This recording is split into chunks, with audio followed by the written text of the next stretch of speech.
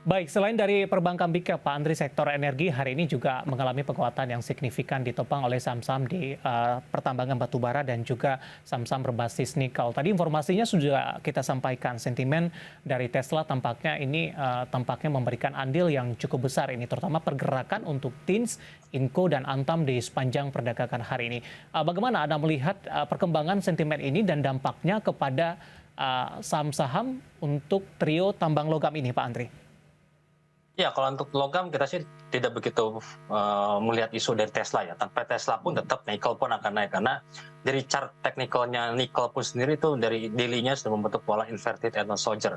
Itu pola bullish. Jadi kalau nikel bisa closing di atas 24.500 per metric ton, itu targetnya adalah 29 sampai dengan 30.000 per metric ton.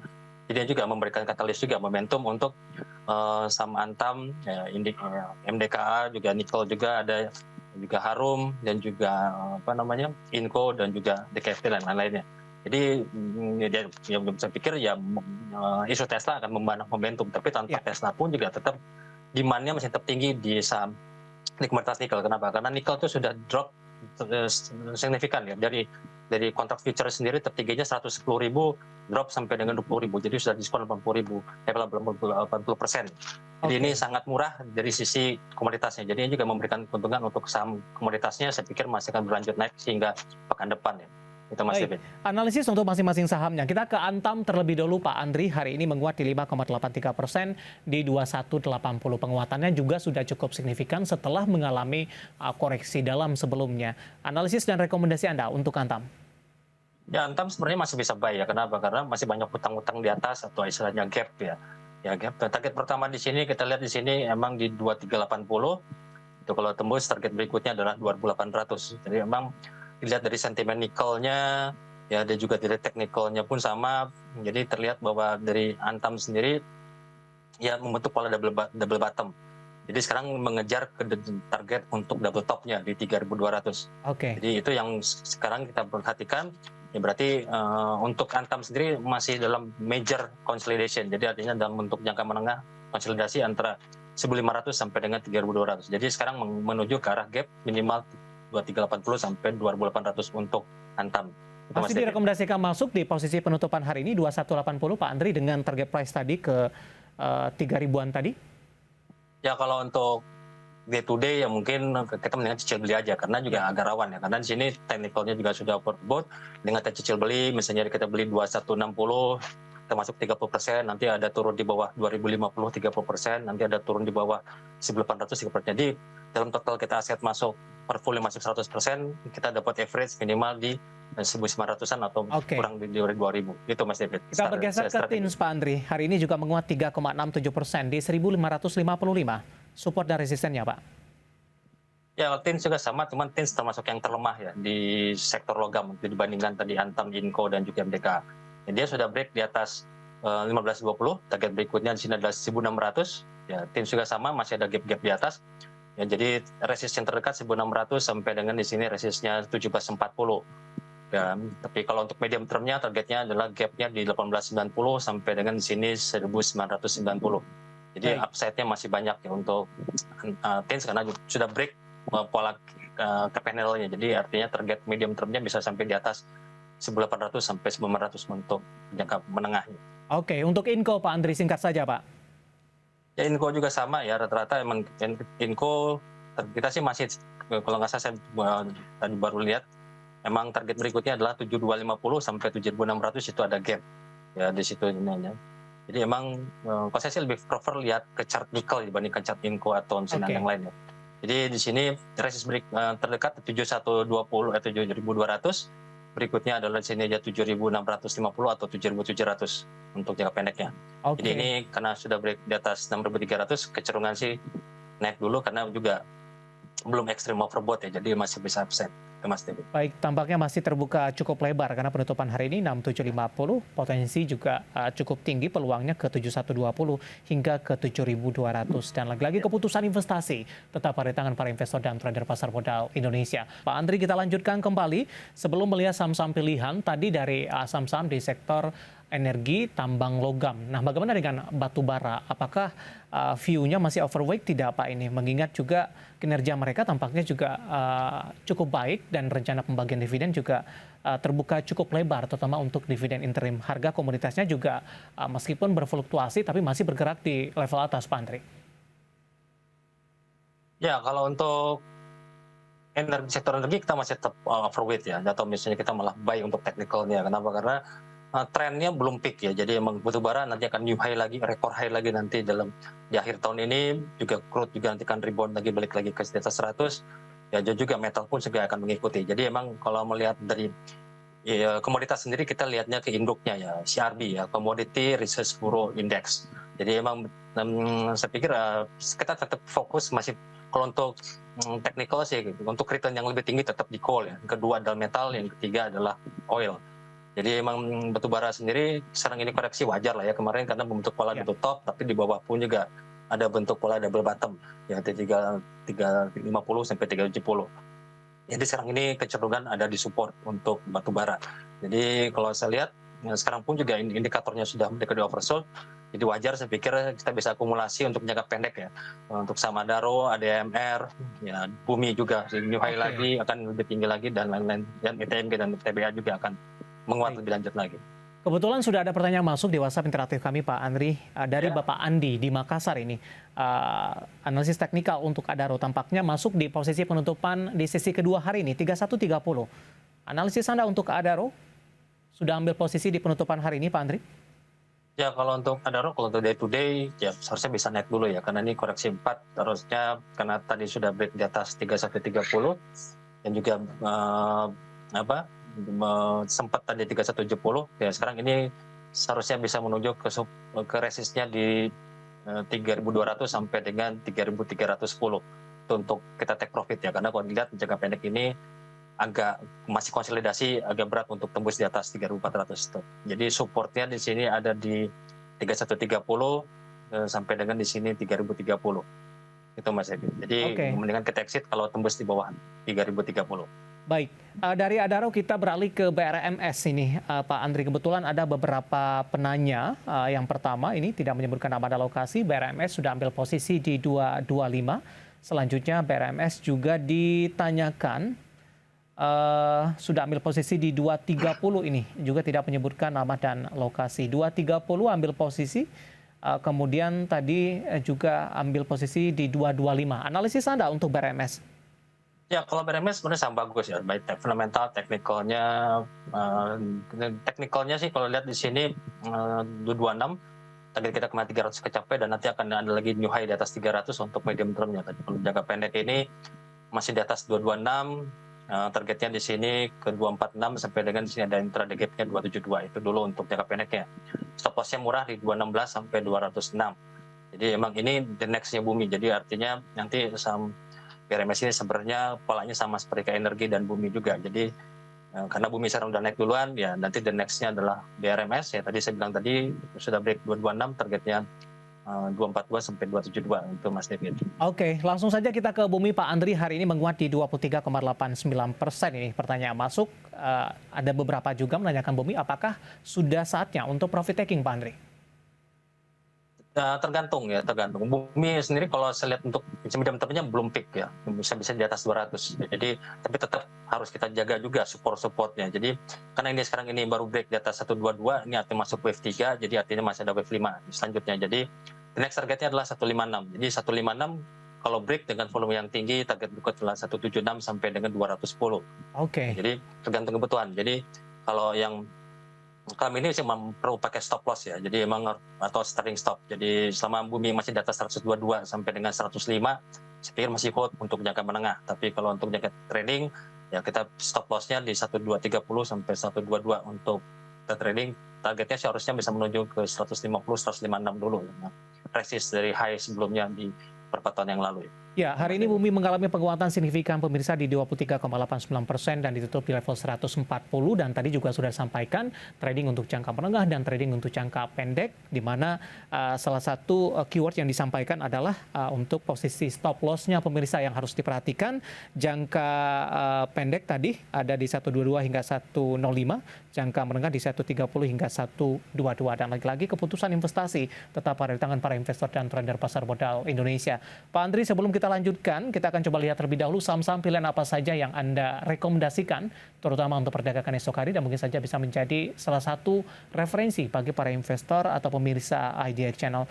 Dapat Anda saksikan juga di layar televisi Anda pemirsa 4 saham pilihan yang direkomendasikan. Di antaranya adalah ada Bumi, tadi juga sempat kita bahas, spekulatif buy, MDKA 3930, 4700, spekulatif buy, ACES juga spekulatif buy, 650 hingga 805, SIDO juga spekulatif buy, ini masuk juga ke dalam listed company sampai kita untuk hari ini, 695 hingga 850. Rekomendasinya adalah spekulatif buy. 4 saham pilihan yang direkomendasikan dan lagi-lagi keputusan investasi tetap ada di tangan para investor dan trader pasar modal Indonesia. Pak Andri, kita lanjutkan kembali. Cukup menarik 4 saham pilihan yang Anda rekomendasikan. Untuk Bumi tadi juga sempat kita singgung, Pak Andri. Kita langsung saja ke MDKA. Kebetulan ada juga yang menanyakan MDKA, Bapak Anggiat di Bekasi ini sudah ambil posisi di 4.200. Analisis Anda, pertimbangan merekomendasikan MDKA dan yang sudah ambil posisi di 4.200. Silakan Pak Andri. Ya, karena MDK ini sebenarnya saham yang perfect juga ya, karena dia punya semua. Dia punya tembaga, punya minyak, ya, punya nikel, dan juga punya emas. Itu rata-rata semuanya lagi trennya lagi naik. Ya, jadi emang meskipun hari ini bentuknya kurang bagus ya, candle-nya dark cover, tapi itu kan kalau day to day mungkin ya kita bisa lihat di sini selama masih di atas X sebelum dia break resistnya di 4180, ya, saya pikir masih bisa manfaatkan untuk minimal targetnya 4340 sampai 4400 dan sebenarnya target berikutnya adalah gapnya di 4700 sampai 5100. Jadi tergantung dari bapaknya. Kalau untuk trading ya kita manfaatkan di 4400 sampai 4700 untuk kita untuk take profit. Tapi kalau untuk kita medium term bisa 4700 sampai dengan 5100 gap untuk bisa untuk take profit. Baik, saham pilihan MDKA dan sekaligus menjawab pertanyaan Bapak Anggiat di Bekasi, MDKA di 4.200 dari sisi trading dan juga untuk jangka menengah. Kita beralih ke saham pilihan selanjutnya, ada ACES, Pak Andri. Anda juga rekomendasikan spekulatif buy dan kebetulan ada penanya juga dari Bapak Yusuf ini, dari Makassar. Mohon analisis untuk ACES, sudah masuk di 715. Analisis Anda untuk ACES. Ya, ACES sebenarnya sudah oversold dan juga ada bottoming, order break-nya juga. Dari 1.600 harga to drop sampai dengan 630 ini sudah sangat menarik ya. Di fundamentalnya pun sebenarnya nggak ada masalah. Cuman ini karena aksi distribusi karena mungkin ada fund yang jualan. Jadi kalau ada technical selama di atas 650 ya dia harusnya bisa menuju target berikutnya sudah di atas 5 moving average dan di atas 10 moving average. Ya 5 dan 10 sudah di atas moving average-nya. Jadi the next targetnya di sini adalah targetnya 20 moving average di 820 sampai dengan nanti the next-nya 1100. Tapi kalau jangka pendek ya kita nggak usah banyak-banyak lah, targetnya paling penting 770 sampai 820 untuk take profit dulu. Baik Pak Yusuf di Makassar, ini tampaknya masuk di penutupan hari ini Pak Andri di 715 ini. Dengan target terdekat tadi di 770. Bapak Yusuf di Makassar dan juga saham pilihan yang ketiga. Kita beralih ke saham pilihan yang selanjutnya, ada SIDO. Ini juga cukup menarik Pak Andri, pasca rilis kinerja mereka ini mengalami pelemahan yang cukup dalam. Auto reject bawah beberapa kali terjadi. Kemudian perkembangan terbaru tadi juga sudah kita sampaikan, Direktur SIDO tampaknya masuk ini, membeli dengan menginisiatif karena berada di harga murah dan hari ini SIDO mengalami penguatan yang cukup signifikan. Dan kebetulan ada juga beberapa penanya untuk saham SIDO. Yang pertama, Bapak Susilo yang ada di Blitar ini. Dengan masuknya petinggi SIDO, apakah saham ini akan rebound? Sudah masuk di 770.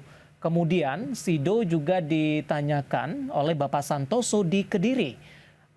Sudah ambil posisi di 766. Mohon analisisnya. Untuk SIDO, Pak Andri. Ya, untuk SIDO kita rekomendasi buy karena kecenderungan ya spekulatif buy ya, karena trennya masih turun. Pertama karena juga double bottom di 740 750. Yang kedua itu ada mungkin dari isu tadi aksi buyback dari pembelian dari manajemennya dan direksinya. Yang ketiga juga ini koreksi 4, hati-hati ya. Ini koreksi 4 rebound. Dan ini masih ada akan new low lagi nanti di bawah 740. Jadi ini kita manfaatkan untuk trading dulu. Sama di atas 740, targetnya di sini adalah 820 sampai 860 untuk kita take profit. Ya, jangan greedy, kalau Bapak Ibu pengen investasi, mendingan nunggu di bawah 740 sampai 650.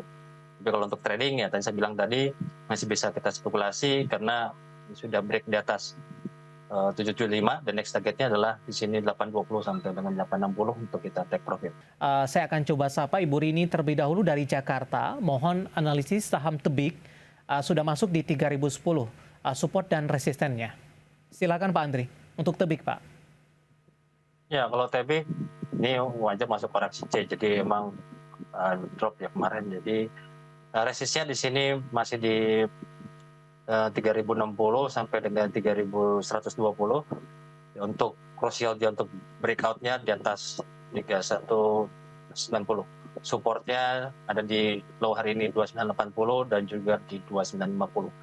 Jadi selama Tebik masih di bawah 2990, closingnya kecenderungan untuk turun. Jadi belum bottoming, jadi masih bisa menuju supportnya di bawah 2950 sampai dengan di sini 2800 untuk Tebik. Ibu Rini baru masuk Pak Andri di penutupan sesi kedua hari ini, Pak. Ya, tapi kalau chartnya sih masih mungkin kalau besok pun ada kenaikan pun di atas 3060 sampai 3100 pun untuk kita jualan karena ini sinyalnya sinyal dead cross ya. Jadi artinya lebih banyak sellernya dibandingkan dengan buyer. Jadi artinya secara value technical ini masih net sell. Baik. Ibu Rini di Jakarta ambil posisi di 3010, resisten yang bisa diperhatikan untuk jangka pendek di 3060 hingga ke 3080 tadi ya Pak? Atau 3100 Pak Andri? 120 ya. Oke, baik. Selanjutnya saya akan coba sapa, ini Bapak Adi dari Batam, terima kasih sudah bergabung bersama kami. Untuk RALS, apakah sudah direkomendasikan masuk tidak Pak Andri? Dari sisi kinerja mereka cukup baik di semester pertama di 2022 ini. Ya, untuk RALS tadi juga ada good news juga dari data retail sales Indonesia. Jadi meskipun month to month-nya turun 0,6%, ya wajar ya kan. Tapi kalau year on year-nya masih 7,8%. Jadi artinya bagus, berarti masyarakat masih spending di sektor retail. Jadi di technical pun sama, ini ada triple top. Jadi saya pikir ya selama masih di atas supportnya di 555, kecenderungan bisa ke 600 sampai dengan di sini 670 untuk RALS. Jadi kalau untuk RALS, cuman sih jangka pendek ya, karena untuk jangka menengahnya dia akan bisa menilo lagi di bawah 550. Jadi posisi rebound ke 600 640 dengan kita manfaatkan untuk take profit. Oke, masuk di penutupan hari ini masih direkomendasikan tidak? Masih ya, cuman tapi emang bagusnya sih nunggu breaknya di 600. Tapi kalau udah masuk, ya saya pikir masih jangka waktu 1-3 harian baru dia konsentrasi untuk bisa breakout. Karena di indikatornya pun sudah oversold ya, jadi artinya sudah jenuh jual. Minat jualnya sudah terbatas, jadi akan muncul minat beli, gitu Mas David. Baik, selanjutnya ada Ibu Sulis dari Jawa Tengah menanyakan saham BRIS, Pak. Bagaimana peluangnya sampai dengan akhir bulan, tapi sayang sekali tidak menyebutkan ini sudah ambil posisi atau belum. BRIS, Pak Andri. Ya, BRIS kalau untuk jangka pendek, masuk koreksi C, harusnya bisa di bawah 15-15. Ya. Tapi kalau untuk medium term, nggak masalah. Ini sebenarnya polanya pola bullish pendant, jadi artinya bullish pendant atau cup and handle. Jadi artinya targetnya di sini bisa mencapai 2100. Jadi kalau ada peluang ya, cicil beli di antara sekarang 1500 sampai dengan 1550 sampai dengan 1500, stop loss-nya murah di bawah 1450. Targetnya minimal 1700 sampai dengan 2100 untuk jangka menengah. Jadi lebih bagus untuk saham ini sih bagusnya untuk jangka menengah. Karena sekarang ini kecenderungan sih masih konsolidasi dulu untuk jangka pendeknya gitu Mas David. Baik, selanjutnya saya akan coba sapa Ibu Lina ini tanpa menyebutkan lokasi. Terima kasih sudah bergabung bersama kami.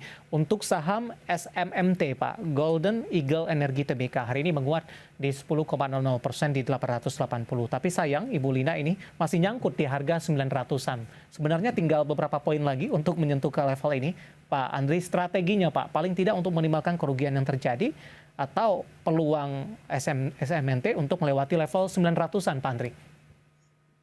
Ya, kalau SMT sih kalau lihat dari technicalnya untuk daily to day-nya masih konsolidasi ya. Makanya tadi sempat ke 955 itu pas di resistnya pas di moving average 20 harinya.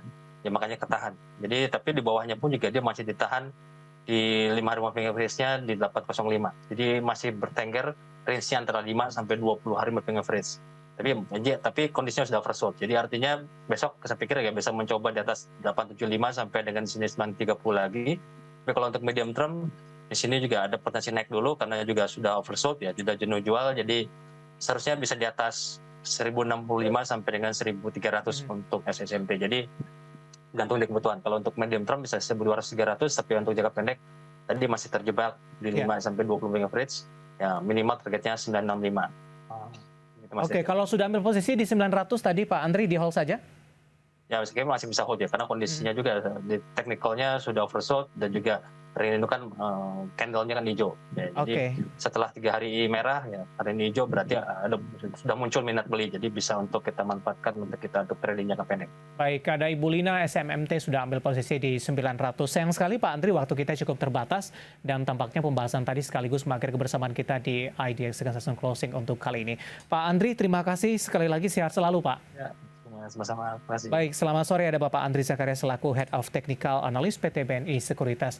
Dan pemirsa, untuk mendorong bermunculannya inovasi unggul di dalam ekonomi hijau dan sebagai wujud apresiasi terhadap produk inovasi berbasis berkelanjutan, IDX Channel tahun ini kembali mengadakan IDX Channel Anugerah Inovasi Indonesia dengan tema Fostering Sustainable Innovation in Economic Recovery yang akan ditayangkan pada hari Kamis 25 Agustus 2022 jam 19 waktu Indonesia Barat. Saksikan hanya di IDX Channel. Saya David Sanoval dan seluruh kabar kerja yang bertugas mengucapkan terima kasih dan sampai berjumpa kembali. Selamat datang di IDX Channel Anugerah Inovasi Indonesia 2022. IDX Channel Anugerah Inovasi Indonesia. The most innovative company.